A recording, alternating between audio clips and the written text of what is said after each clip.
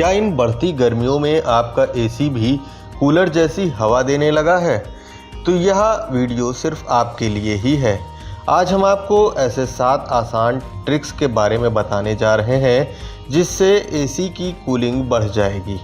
तो आइए जानते हैं कैसे फ़िल्टर क्लीनिंग, सही टेम्परेचर सेटिंग और सही रूम मैनेजमेंट की वजह से एसी को और भी बेहतर किया जा सकता है और इसकी कूलिंग को बढ़ाया जा सकता है। तो चलिए फटाफट शुरुआत करते हैं और जानते हैं एसी के कूलिंग बढ़ाने के टिप्स।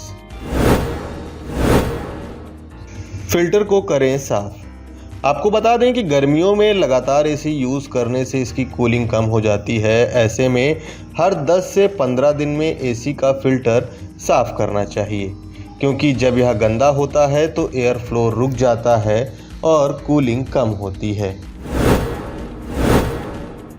कंप्रेसर को धूल मिट्टी से बचाएं।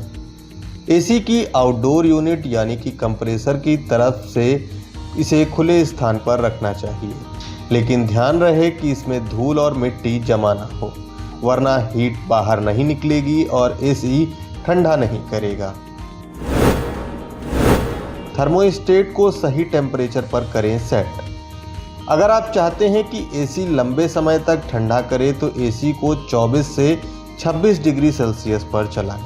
यह तापमान कूलिंग के लिए परफेक्ट होता है और एनर्जी एफिशिएंट होता है, यानी बिजली का बिल भी इससे ज़्यादा नहीं आता। एसी के साथ चलाएं पंखा। अगर आप चाहते हैं कि एसी रूम की कूलिंग को जल्दी से करे तो आपको 3 या फिर 4 नंबर पर फैन भी चलाना चाहिए। ऐसा करने से एसी की ठंडी हवा पूरे कमरे में अच्छी तरह से फैलती है और एसी पर ज़्यादा लोड भी नहीं पड़ता।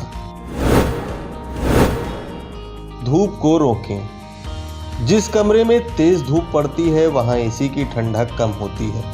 ऐसे में सीधी धूप से बचने के लिए आप खिड़की दरवाज़ों पर मोटे पर्दे लगाएं या सन रिफ्लेक्टिव ब्लाइंड का इस्तेमाल करें। कॉर्नर को करें सील। अगर एसी ठंडा नहीं रह रहा है और एसी की हवा कहीं से बाहर निकल रही है, ऐसे में आप कमरे के दरवाजे खिड़कियों से हवा बाहर जाने से रोकें और गैपिंग को सील करें। प्राकृतिक वेंटिलेशन का करें इस्तेमाल।